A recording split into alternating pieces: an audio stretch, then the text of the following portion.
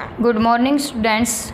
In last lecture we have discussed about the classification of matter.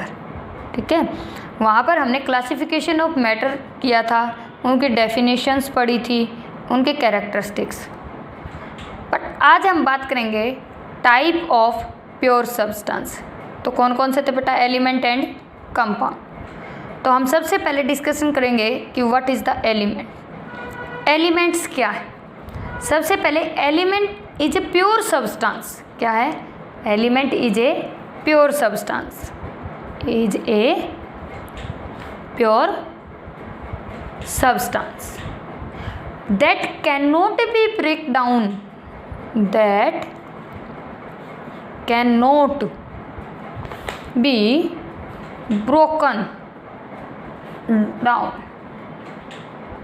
into simpler substance, into simpler substance by physical और chemical means. समझो बेटा कि elements क्या है? Elements is a pure substance that can not be broken down, जिनको हम क्या नहीं कर सकते, वो प्योर सब्सटेंस है जिनको हम ब्रेक डाउन नहीं कर सकते किसके अंदर? सिंपलर, उससे छोटे या उससे सिंपल सब्सटेंसेस के अंदर, बाय द फिजिकल और केमिकल मीन्स। चाहे फिजिकली और चाहे केमिकली लगा लो। तो आपके पास ना तो फिजिकल प्रोसेस से ना किसी केमिकल प्रोसेस से आप जिन सब्सटेंसेस को, जिन प्योर सब्सटेंसेस को डिसोसिएट फर्दर नहीं कर सकते, वो हमारे पास क्या होते हैं बेटा? एलिमेंट्स होते हैं। ठीक है, इट मीन्स जो एलिमेंट्स जितने भी है ना, उसके अंदर क्या होता है?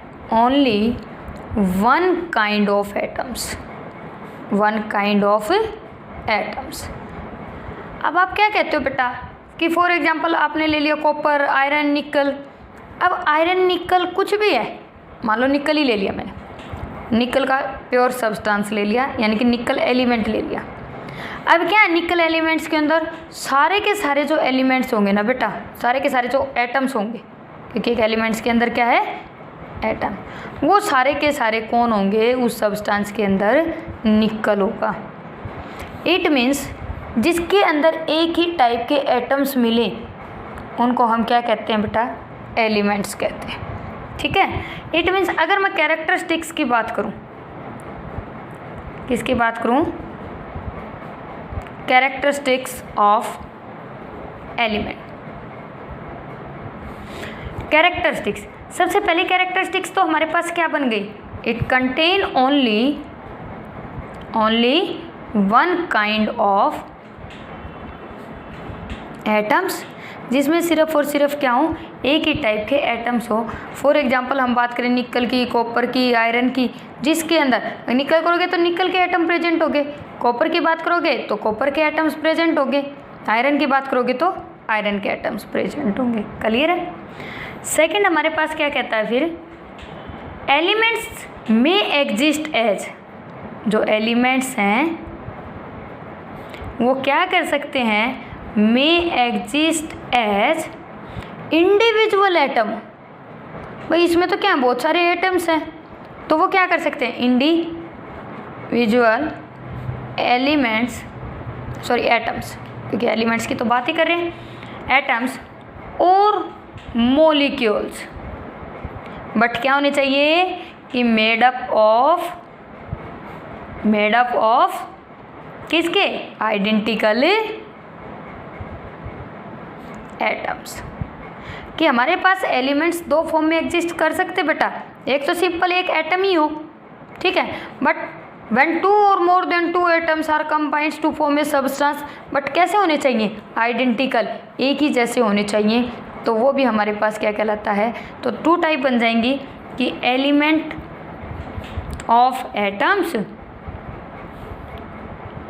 या आप क्या कह सकते हो कि मॉलिक्यूल ऑफ एलिमेंट्स। कि एलिमेंट्स के मॉलिक्यूल मीन्स जिसके अंदर सेम ही टाइप के एटम्स प्रेजेंट हो, या एटम्स ऑफ मॉलिक्यूल जिसके अंदर अकेला हमारे पास क्या प्रेजेंट हो? एक एटम प्रेजेंट हो। ठीक है। अगर बहुत सारे एटम्स प्रेजेंट हैं तो लेकिन वो कैसे होने चाहिए, आइडेंटिकल होने चाहिए, तो वो भी हमारे पास क्या कहलाएगा, मॉलिक्यूल कहलाएगा, और molecule of elements. But element word आ गया तो समझ जाना कि जिसके अंदर सिर्फ और सिर्फ एक ही टाइप के आइडेंटिकल एटम्स प्रेजेंट। क्लियर है। नेक्स्ट कहता है कि हमारे पास जितने भी एलिमेंट्स होते हैं वो क्या होंगे, प्योर भी होंगे एंड होमोजीनियस। क्या होंगे, प्योर भी होंगे और होमोजीनियस सब्सटेंस होंगे। जो भी सब्सटेंस बनेगा तो वो कैसा होगा, प्योर भी होगा और होमोजीनियस भी होगा। नेक्स्ट कहता है इनका फिक्स क्या होगा बेटा, मेल्टिंग पॉइंट, क्योंकि एक ही जैसे एलिमेंट है ना, तो बॉइलिंग पॉइंट और मेल्टिंग पॉइंट भी क्या होगा, फिक्स होगा। और ये आपको पता चल ही गया है कि इनको हम फर्दर डिसोसिएट नहीं कर सकते। नेक्स्ट प्रॉपर्टी की बात करें तो क्या कहता है, एलिमेंट के अंदर जो एटम होता है वो स्मॉलेस्ट पार्टिकल होता है किसी भी केमिकल रिएक्शन में टेक पार्ट करने के लिए। उससे छोटा कोई भी हमारे पास एटम नहीं हो सकता जो केमिकल रिएक्शन के अंदर टेक पार्ट कर सके। ठीक है। अब आप कहोगे एटम्स के अंदर तो इलेक्ट्रॉन, प्रोटॉन, न्यूट्रॉन होते हैं, बट बेटा वो केमिकल रिएक्शन के अंदर वो पार्टिसिपेट नहीं करते, वो तो बाद में करेंगे ना, जब एटम ही नहीं होगा तो पार्टिसिपेट कहाँ से करेंगे। तो क्या कहेंगे कि an atom is the smallest particle of element taking part in a chemical reaction. एक केमिकल रिएक्शन में टेक पार्ट करने वाला एलिमेंट का सबसे स्मॉलेस्ट पार्टिकल कौन है, एटम है। आप ये नहीं कहोगे कि इलेक्ट्रॉन, प्रोटॉन या न्यूट्रॉन है, क्योंकि जब तक एटम नहीं होगा तो इलेक्ट्रॉन कहाँ से पार्टिसिपेट करेंगे, प्रोटॉन कहाँ से पार्टिसिपेट करेंगे। ठीक है। उसके बाद कहता है एलिमेंट में chemically react with the another element, और क्या कर सकता है, कंपाउंड के साथ। यानी कि एक एलिमेंट कंबाइंड कर सकता है बेटा दूसरे किसी एलिमेंट के साथ भी और किसी कंपाउंड के साथ भी। क्या करने के लिए, केमिकल रिएक्शंस को शो करने के लिए। फिर कहता है एलिमेंट्स, एलिमेंट्स की क्लासिफिकेशन बोले तो ये मैंने पहले ही बताया था बेटा, 3 टाइप के होते हैं, metals, metalloids and non metal. क्या है, metals, metalloids and non metal. ठीक है। तो कल हम डिस्कस करेंगे physical properties of metals and non metals. Okay.